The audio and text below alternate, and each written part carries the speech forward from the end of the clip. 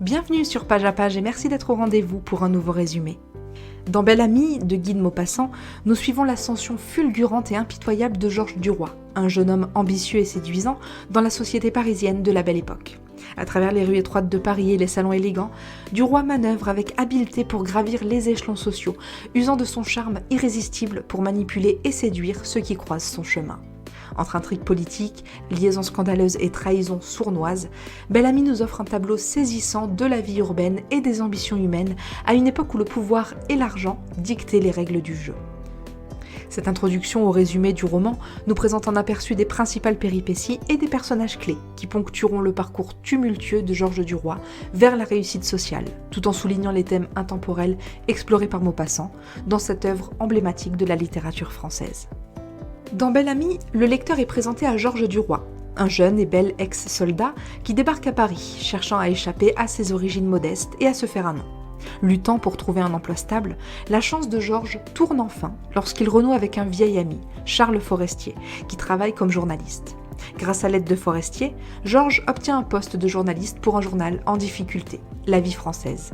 Au fur et à mesure que Georges s'immerge dans le monde du journalisme, il apprend rapidement le pouvoir qu'il exerce, tant sur le plan social que financier.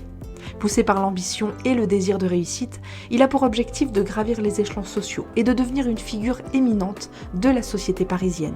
Sa nature rusée et séduisante attire d'ailleurs l'attention des femmes influentes, et il commence à nouer des relations intimes avec elles.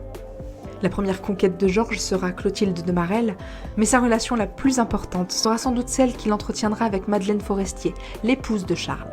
Madeleine, intriguée par le charme et le potentiel de Georges, devient déterminante pour faire avancer sa carrière et l'introduire dans les cercles sociaux supérieurs.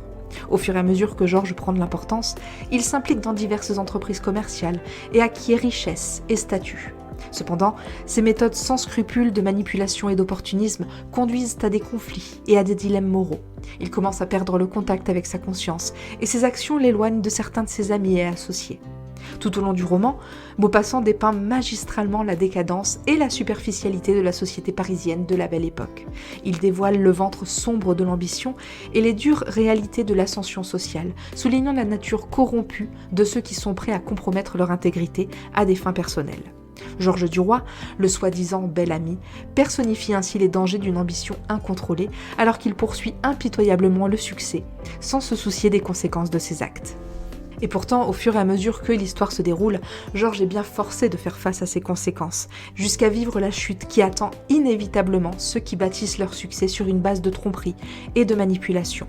Tout au long de son parcours, le lecteur est invité à réfléchir à l'interaction complexe de l'amour, de l'ambition et de la décadence morale, en s'attardant sur les thèmes intemporels explorés par Maupassant dans cette œuvre durable. Et c'est tout pour ce résumé court de Bel Ami de Maupassant. Merci beaucoup de l'avoir suivi. Pour aller plus loin, je vous invite à découvrir notre résumé complet et détaillé de l'œuvre, toujours sur tonlivre.fr. Et si vous avez aimé ce programme, n'hésitez pas à nous laisser la meilleure note et à vous abonner pour accéder à tous nos futurs épisodes. À très vite!